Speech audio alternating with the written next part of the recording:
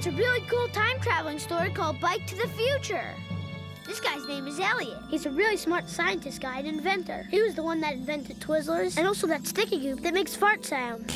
One day he was doing an experiment on his dog, Ginger, to make her talk. But he accidentally forgot to carry the one on his long division, and the dog blew up all over. He was sad and he cried so hard that he drooled. Then he stopped crying and decided to invent a time-traveling machine to bring his dead dog back from the dead. So he put together a bunch of cool metal and electronic equipment, and ate all the candy and Dr. Pepper he wanted, so he could stay up till after midnight. The next morning he attached it to his BMX bike, and it lit up, and it looked awesome. He had to go 8 miles per hour in order for it to work. So he went to the end of the street, then rode the bike as fast as he could. And when it hit 8 miles per hour, a bunch of electricity happened, like... The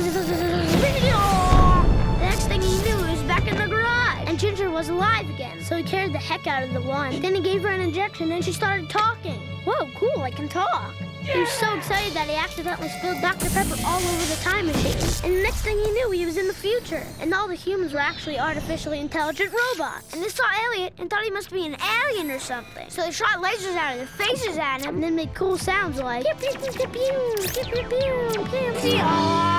he jumped on the bike again, and he ended up in some kind of park. And he thought he was safe. But then a crazy guy with a skirt made of leaves pointed a spear at him. But then he got shot in the neck with a dart. So Dale turned around. It was a cool archaeologist with a brown hat and a whip. And he said, "Hey, come with me. I'm looking for a magical sword or something."